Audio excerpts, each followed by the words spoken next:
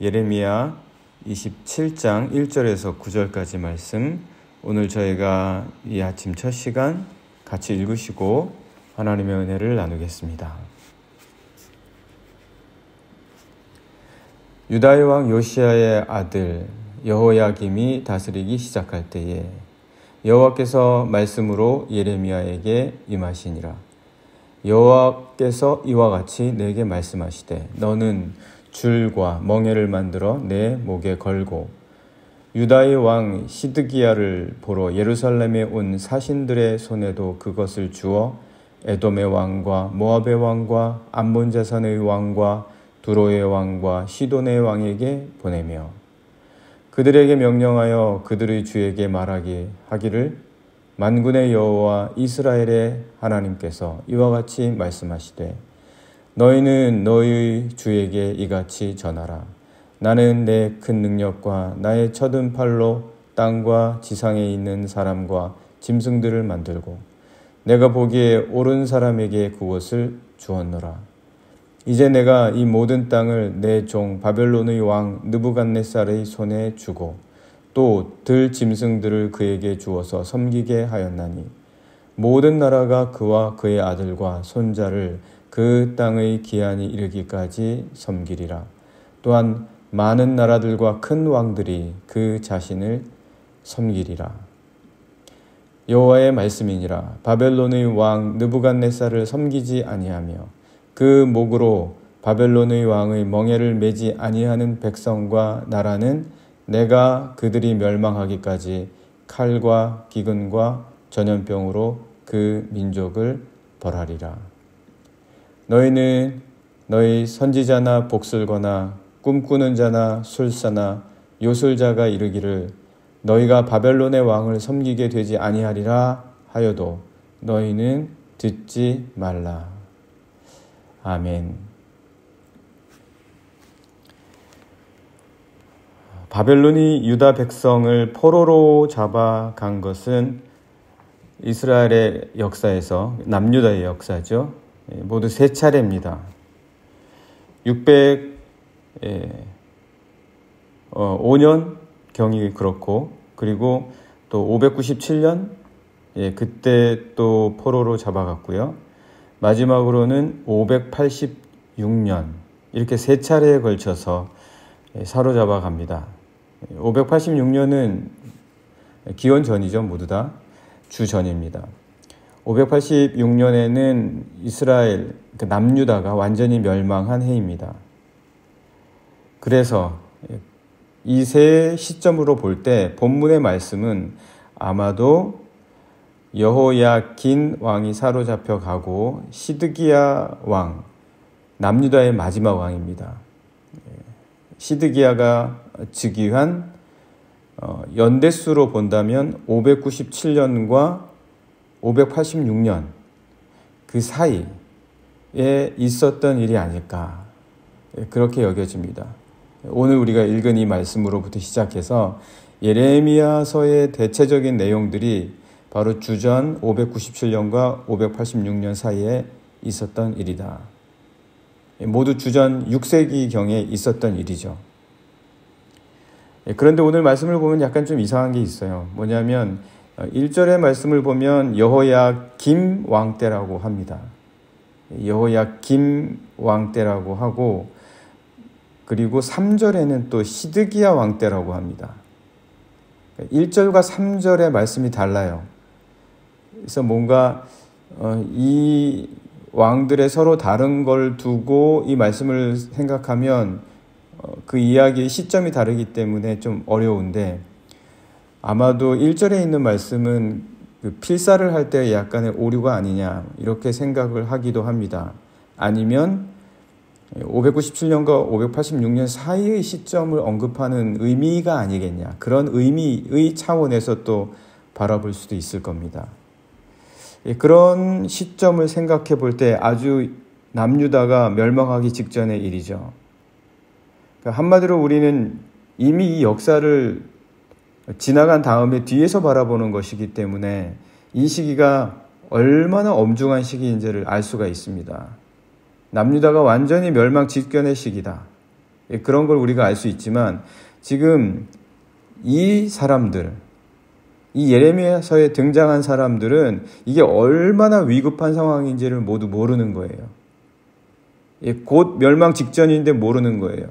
곧 배가 가라앉기 직전인데 배에 탄 사람들은 그래도 얼마 좀 더 괜찮겠지. 나의 때에는 괜찮겠지. 막연하게 그렇게 생각할 때였었다라는 겁니다. 만약 이때가 어떠한 때이고 바벨론의 느부갓네살 왕이 남유다를 어떻게 할지를 알았더라면 다 하나님의 뜻대로 했겠죠. 그런데 그렇게 하지 않았다라는 겁니다. 그렇지만 모르니까 어떻게 행동하느냐는 쉽지 않지 않습니까? 알면야 다 잘하겠죠. 모르니까 행동을 어떻게 할지 쉽지가 않습니다. 그래서 우리는 그런 변명을 할 수가 있어요. 몰랐습니다. 몰랐으니까 우리가 그랬습니다. 알았으면 그랬겠습니까? 이렇게 말할 수 있습니다. 제대로 행동하고 싶다고 해서 그렇지만 누가 어떻게 모든 걸 다 미리 알겠습니까? 제대로 행동하고 싶으니까 나에게 좀 미리 모두 다 알려주십시오. 누가 어떻게 그렇게 말합니까? 제대로 행동하는 사람은 모든 걸 미리 다 알아서 제대로 행동하겠습니까? 아니죠. 똑같이 모르는 상황에서 제대로 선택을 하고 제대로 행동을 하는 겁니다. 그런데 왜 누구는 제대로 행동을 하고 누구는 제대로 행동을 하지 못하느냐? 똑같은 상황인데. 전도서 3장 11절에는 하나님께서 하시는 일의 시종, 그러니까 하나님께서 하시는 처음과 끝을 사람들은 다 측량할 수가 없다. 사람들은 모른다. 누구나 다 똑같은 겁니다. 하나님이 하시는 일의 처음과 끝, 이 일이 시작은 이렇게 됐는데 끝이 어떻게 될지는 아무도 모르는 거예요. 누가 특별히 더 잘 알고 있는 경우는 극히 드뭅니다. 아무도 몰라요. 한번 말씀을 잠깐 보시겠습니다. 전도서 3장 11절입니다. 하나님이 모든 것을 지으시되 때를 따라 아름답게 하셨고, 언제 아름답게 될지 모르는 거예요. 전에는 정말 추하고 지저분하고 볼품 없었는데 갑자기 아름다워질지 누가 알았겠습니까? 이렇게 변할 줄 어떻게 알았겠습니까? 모르는 거예요. 홀대하다가 추하다, 지저분하다, 홀대하다가 갑자기 아름답게 될지 누가 알았겠습니까? 또 그들에게는 영원을 사모하는 마음을 그렇기 때문에 주신 거예요. 그냥 그런 때에 따라가 아니라 영원이라는 걸 사모할 줄 알아야 때를 따르는 삶을 살게 된다는 거죠. 그래서 하나님께서 각 사람의 마음에는 영원이라는 것을 희미하나마 기억하게 하신 거죠.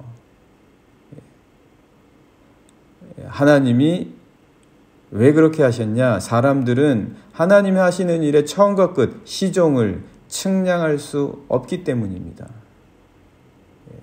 누가 다 모든 걸 미리 다 알아서 제대로 행동을 할 수 있겠습니까?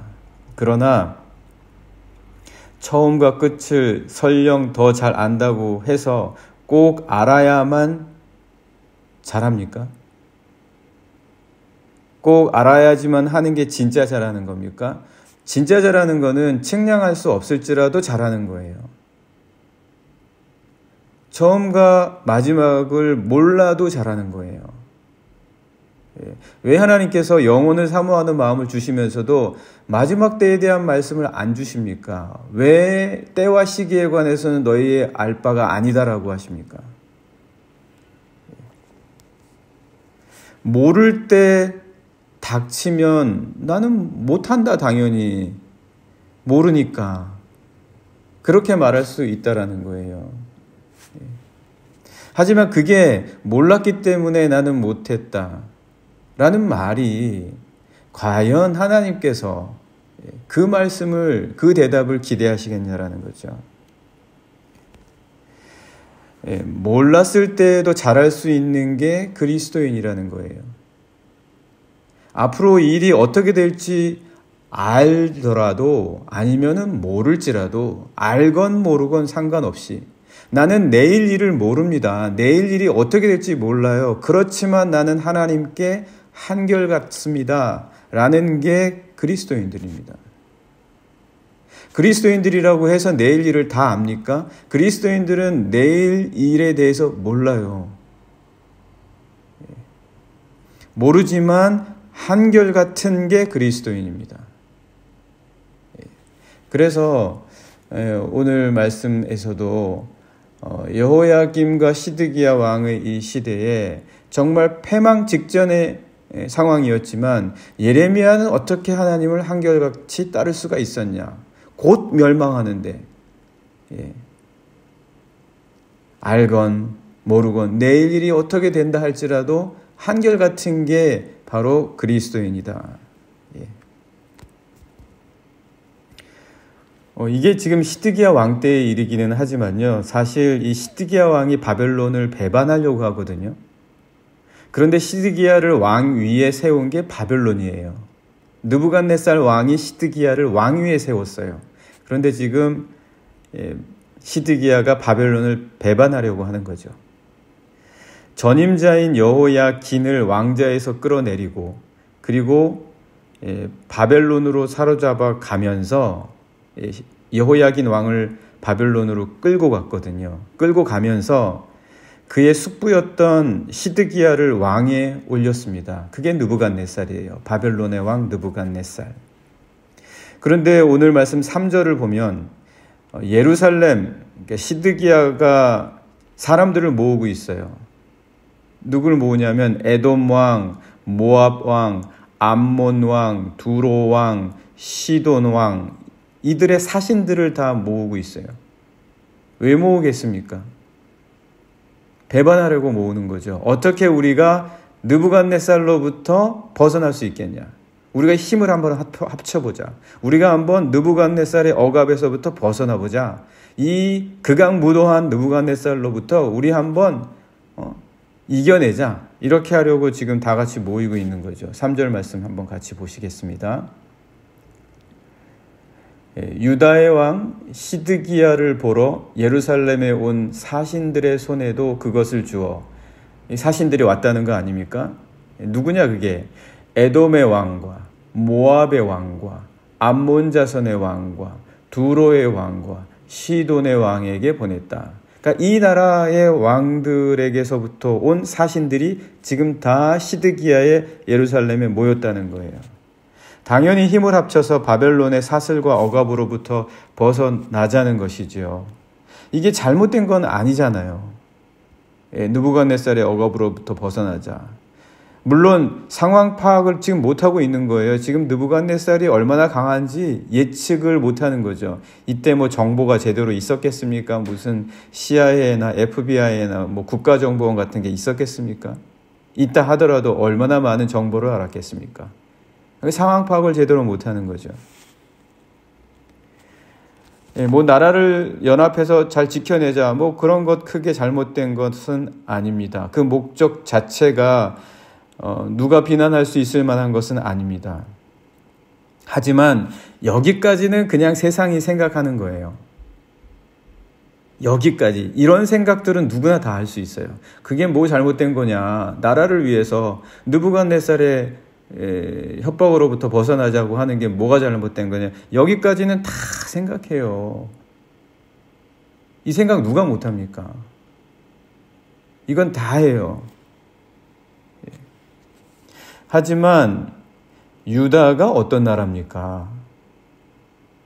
유다는 하나님께서 부르신 나라잖아요. 모압과 암몬과 두로와 시돈 이런 나라들하고 모여서 의논할 때 그 정도까지의 생각은 다 해요. 그럼 유다는 하나님께서 부르신 나라잖아요. 그러면 그런 나라들하고 의논하기 전에 하나님께 물어야 되는 거 아닙니까? 누구나 다 할 수 있는 왕들끼리 모여서 그 정도의 생각을 하기 전에 하나님께서 부르신 나라라면, 그런 민족이라면 하나님께 물어야 하잖아요. 하나님께 부르짖어야 되잖아요. 하나님 앞에 나아가야 되잖아요. 정말 그 왕들을 그렇게 불러 모을 생각, 그런 여유, 그런 정신, 그런 에너지 있다면 하나님 앞에 나가서 벽 보고, 벽 바라보면서 히스기야처럼 365일을 하든지 1000일을 하든지 해야 될 거 아닙니까? 우리는 누굽니까? 우리는 하나님께서 부르신 자들 아닙니까? 그렇다면 무슨 일이 있다면 무슨 일이든 당연히 하나님께 물어야 하는 자들 아닙니까? 하나님께서는 2절과 4절에서 예레미야에게 줄과 멍에를 만들어서 너의 목에 걸고 그것을 사신들과 시드기야에게 보내라고 하십니다. 왜 그렇게 하십니까? 예레미야에게 하나님의 뜻을 물으러 안 왔어요. 시드기야가. 그리고는 사신들만 잔뜩 모아놓은 거예요. 사신들에게는 그렇게 이 얘기를 다 하면서 예레미야에게는 하나님의 뜻을 묻지를 않아요. 그러니까 하나님께서 예레미야를 시드기야와 그 사신들에게 보내시는 거죠. 물으러 안 오니까 그를 보내신 거예요. 2절과 4절 말씀 한번 보시겠습니다. 2절 여호와께서 이와 같이 내게 말씀하시되 너는 줄과 멍에를 만들어 내 목에 걸고 3절 말씀 방금 보셨죠? 그 사신들에게 그리고 시드기야에게 가라 이렇게 3절에서 말씀하십니다. 그리고 4절에서 보시면 그들에게 명령하여 가서 너는 하나님의 말씀을 그들이 들으러 오지 않으니까 그들에게 가서 전해줘라. 그렇게 하시는 거죠. 그들에게 명령하여 그들의 주에게 말하기를 만군의 여호와 이스라엘의 하나님께서 이와 같이 말씀하시되 너희는 너희 주에게 이같이 전하라. 말씀 전해라. 너희는 여호와 하나님의 말씀을 가서 전해라. 이렇게 말씀을 하십니다. 물으러 안 오니까 하나님이 보내시는 거예요. 당시에 거짓 선지자들이 얼마나 많았습니까? 거짓 선지자들이 많아요. 당장 지금 오늘 우리 27장 보거든요. 27장 보는데 당장 28장에 거짓 선지자 하나냐가 나와서 시드기야 왕과 유다 백성에게 거짓 위로를 해요. 당장 28장에 나와요. 그 이름까지. 유명한 자였다는 얘기죠. 뭐 이것도 저것도 싫고 나 혼자 생각해 봐야 되겠다. 뭐 시드기야 왕이 그랬을 수도 있어요. 이것도 저것도 싫고 그냥 나 혼자 생각해 보렵니다. 그러나 자기 자신에게만 묻는 건 묻지 않는 것이나 다를 바가 없습니다. 자기 자신에게만 묻고 자기 자신 안에만 있는 하나님께만 묻겠다? 물음의 용기, 물을 때에 나오는 솔직한 상황 파악, 객관적으로 보게 되는 기회, 이 모든 것이 나는 나 혼자 스스로 생각해 보겠다 할 때에는 다 결여되게 됩니다. 그런 게 없어요. 그래서 달라스 윌라드는 어떤 일을 결정할 때 묵상과 기도 가운데 꼭 세 가지가 있어야 된다. 반드시 이 세 가지가 있어야 된다. 첫 번째, 자기 자신에게 물어야 된다. 두 번째, 현재의 상황에 비추어서 물어야 된다. 세 번째, 꼭 다른 사람에게 하나님의 뜻을 찾아야 한다.